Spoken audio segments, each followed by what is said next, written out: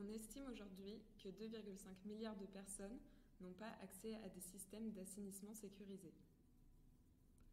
Afin de répondre à l'appel des Nations Unies pour mettre fin à la pratique de la défécation en plein air d'ici 2025, ISO 30500 a été publié. Ce projet a été dirigé par un groupe international d'experts de l'industrie et du domaine concerné, de milieux universitaires, de développeurs de prototypes, d'organisations non gouvernementales et organismes nationaux de normalisation. ISO 30500 a pour objectif d'établir les exigences de performance et de sécurité générale pour la conception du produit et les essais de performance des systèmes d'assainissement qui ne sont pas raccordés à un réseau d'égouts conçu pour des unités de traitement intégrées préfabriquées. La norme s'appliquera à tout système intégré d'assainissement qui n'est pas raccordé à un réseau d'égouts ou de drainage ou à un réseau électrique. En définissant les limites des innovations correspondantes, cette norme est destinée à créer la confiance parmi les utilisateurs, les entrepreneurs et les innovateurs de la technologie, à diminuer les coûts et à fournir au gouvernement et autres investisseurs potentiels des critères fiables pour pouvoir comparer et prendre la décision d'acheter. La norme peut être divisée en 3 principaux types d'évaluation dans le processus de certification: les vérifications de la documentation, les essais de laboratoire en conditions maîtrisées et la vérification des performances sur le terrain.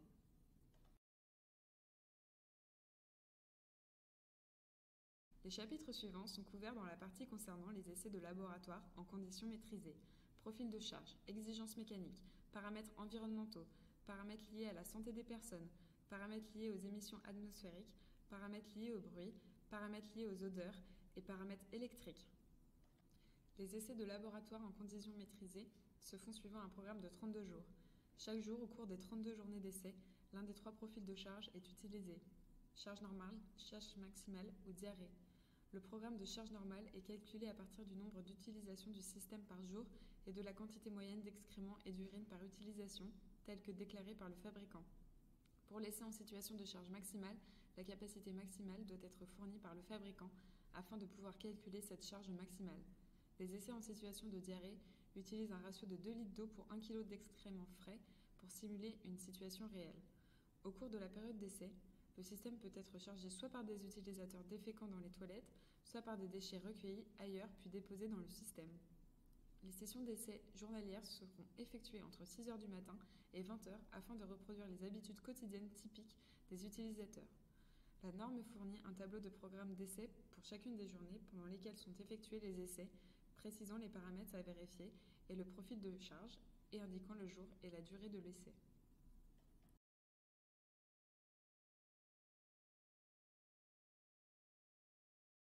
Ensuite, concernant les prérequis et les paramètres, le système de toilette doit réussir les essais effectués en laboratoire en conditions maîtrisées. Des essais mécaniques sont réalisés avant le 32e jour d'essai et se concentrent sur l'interface amont. Ces essais sont destinés à éviter toute glissade, trébuchement ou chute, à prévenir tout dommage causé par des forces extérieures et tout risque de fuite, et à garantir que les mécanismes de rinçage peuvent traiter tous les produits entrants autorisés. Les premiers paramètres à vérifier avec niveau de seuil concernent les paramètres environnementaux. Les paramètres environnementaux sont soumis à essai pour l'évacuation des liquides par le système. Les paramètres incluent la demande chimique en oxygène, le total des solides en suspension, l'azote total, le phosphore total et le niveau du pH.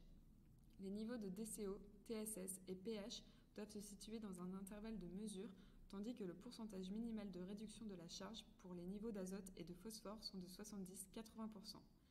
Pour la réduction de la charge de ces nutriments, les échantillons initiaux de produits entrants sont soumis à essai pour les comparer aux produits sortants du système.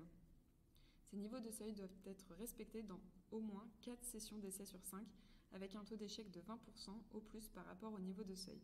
Les niveaux de seuil appliqués au système en ce qui concerne les paramètres environnementaux dépendent des lieux où le système est installé. Les zones à accès libre et exposées au public doivent respecter des niveaux de seuil plus sévères. Ensuite, les paramètres liés à la santé des personnes sont soumis à essai pour l'évacuation des solides et des liquides par le système. Les 4 paramètres sont les bactéries, les helminthes, les protozoaires et les virus. Il y a 2 critères pour réussir chaque essai. L'un est de respecter le niveau de seuil et l'autre est d'atteindre les valeurs de réduction logarithmique indiquées dans la norme. Pour atteindre la valeur de réduction logarithmique, les produits entrants initiaux doivent respecter la concentration minimum requise. La concentration est obtenue par dopage, en suivant le protocole établi par le fabricant. Les émissions atmosphériques à l'intérieur et à l'extérieur sont soumises à analyse. Les paramètres d'émissions atmosphériques sont analysés 2 fois au cours de la journée d'essai directement au-dessus des toilettes à la turque ou du siège, entre 1 et 1,5 m du sol. Les paramètres en termes d'émissions atmosphériques à l'intérieur sont le monoxyde de carbone, les oxydes d'azote, le dioxyde de soufre, le sulfure d'hydrogène, les composés organiques volatiles, les particules atmosphériques et l'ammoniac. Les émissions des évacuations extérieures sont analysées pour les mêmes paramètres que celles testées à l'intérieur, auxquels s'ajoutent les paramètres suivants: HPA, oxygène, débit, volume et degré d'humidité.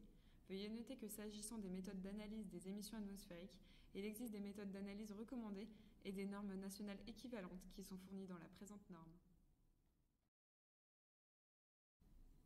De façon similaire aux émissions atmosphériques, les essais relatifs au bruit sont divisés entre les essais en amont qui se font à l'intérieur et les essais en aval qui se font à l'extérieur. Le point de prise des mesures en amont est de 1,2 m au-dessus du sol exactement, directement au-dessus des toilettes à la turque ou du siège. En aval, les 2 points de prise de mesure sont 1 m à l'extérieur, 1,2 m au-dessus et 1 m de distance l'un de l'autre. Le niveau de bruit moyen doit être inférieur à 60 décibels et le bruit ne peut à aucun moment dépasser 85 décibels sur une période de 24 heures. Les mesures concernant les paramètres d'odeur sont également séparées entre mesures prises à l'intérieur et mesures prises à l'extérieur. L'équipe réalisant les essais constitue un groupe d'au moins 4 personnes qui seront les membres du panel des odeurs. Chacun des panélistes devra réussir les essais vérifiant sa sensibilité olfactive. Le jour où le système est soumis à essai, 2 panélistes au moins doivent se tenir à l'intérieur du système sanitaire et 2 autres panélistes à l'extérieur. Les panélistes doivent consigner leur observation après que les événements ont lieu. Une journée type de session d'essai des odeurs consiste en 4 événements fécaux, 2 événements urinaux, 2 événements avec odeur maximale et 2 événements fortuits. Les observations sont réunies et un certain nombre d'entre elles doivent être signalées comme acceptables. Le dernier ensemble d'exigences pour les essais contrôlés en laboratoire sont les exigences relatives à l'alimentation électrique. Le système doit réussir un test de décharge d'énergie. Au cours de l'essai, l'alimentation électrique sera coupée et l'énergie résiduelle sera déchargée. La personne chargée d'effectuer le test enregistrera l'énergie électrique emmagasinée dans le système. Si de l'énergie de secours est présente, le testeur devra vérifier et enregistrer la capacité de la source de sauvegarde.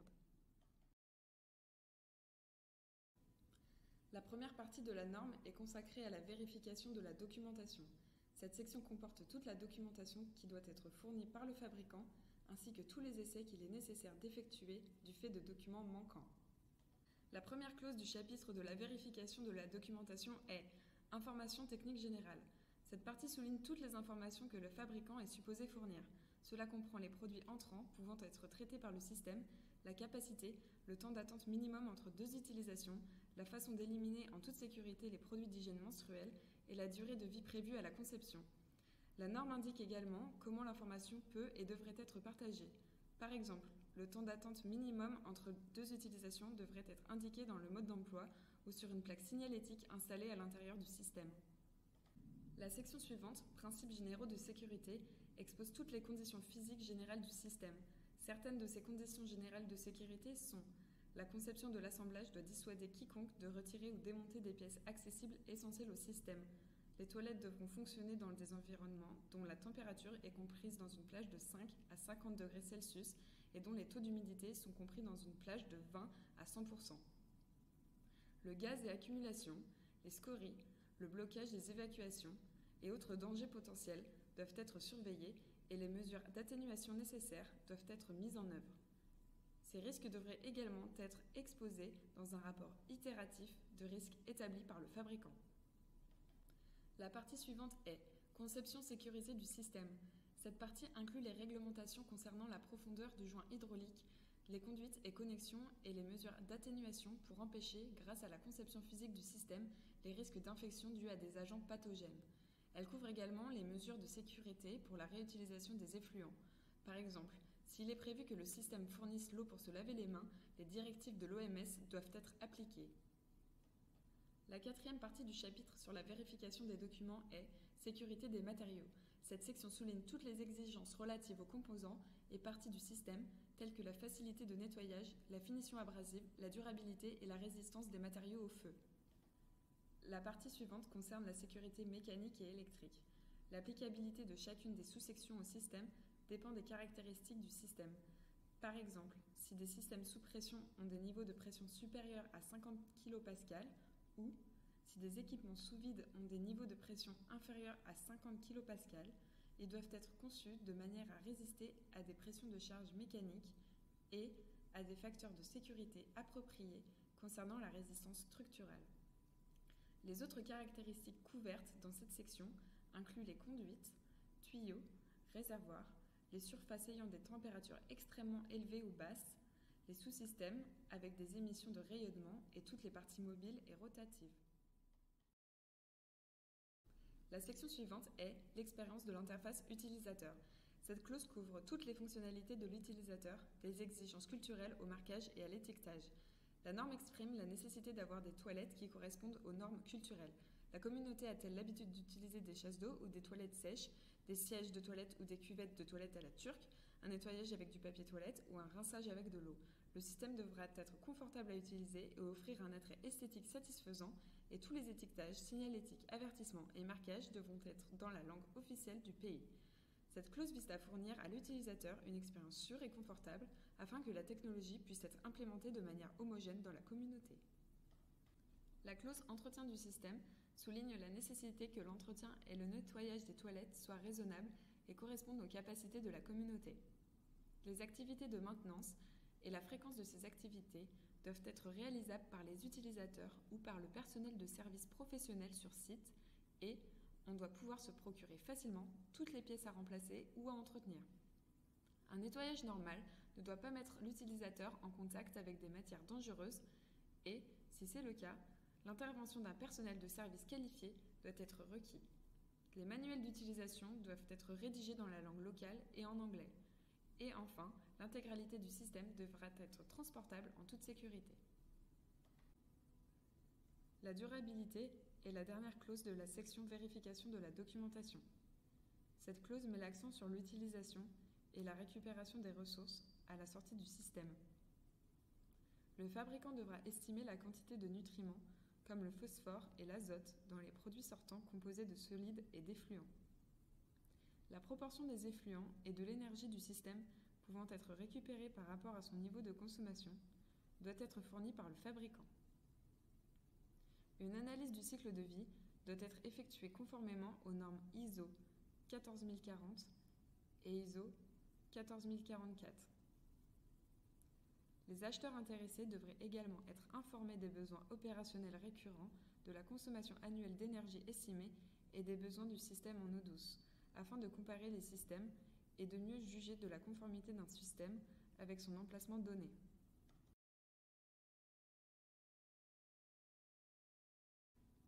La dernière partie de la norme concerne les essais de vérification des personnes sur le terrain, qui incluent des essais sur les paramètres environnementaux et les paramètres liés à la santé des personnes. Cette démarche dépend largement du type de système. Les 3 types de systèmes sont classe 1, qui est un procédé de traitement non biologique avec une interface amont et une interface aval. Classe 2 a un procédé de traitement biologique avec une interface amont et une ou plusieurs interfaces aval. Classe 3 est tout système ayant plusieurs interfaces amont. Un système de classe 1 doit faire l'objet d'essais sur une période de 30 jours pendant lesquels les paramètres liés à la santé des personnes et les paramètres environnementaux seront soumis à essais chaque semaine. Les systèmes de classe 2 et 3 sont soumis à essais pour une durée d'au moins 5 mois. Les paramètres environnementaux sont soumis à essais chaque semaine et les paramètres liés à la santé des personnes sont soumis à essais chaque mois. Les essais effectués pour les paramètres environnementaux sur le terrain sont similaires à ceux effectués en laboratoire. Les paramètres, niveau de seuil et valeur de réduction sont similaires, mais, sur le terrain, tous les paramètres du système doivent atteindre une note de 75% pour réussir.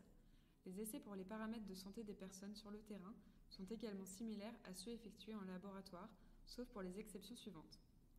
1. Il n'y aura pas de procédure de dopage et la valeur de réduction logarithmique ne sera pas testée. 2. Un échantillon de protozoaires sera effectué pour valider la capacité du système à se débarrasser des helminthes. Dans ce cas, il n'est pas nécessaire de tester les helminthes. Le système devra avoir une note de 100% de réussite pour 1. Les bactéries, 2. Les protozoaires et 3. Les virus. Et tout cela couvre le contenu de la norme ISO 30500. Une norme qui se divise en 3 grandes phases d'inspection et d'analyse. 1. Essai en laboratoire. 2. Documents. Et 3. Essai sur le terrain. Chaque phase fournit des informations sur ce qu'il est attendu, le programme des essais et la façon dont ces essais doivent être réalisés. La sûreté et le succès de la technologie reposent très largement sur les connaissances approfondies et multiformes organisées dans le cadre de cette norme.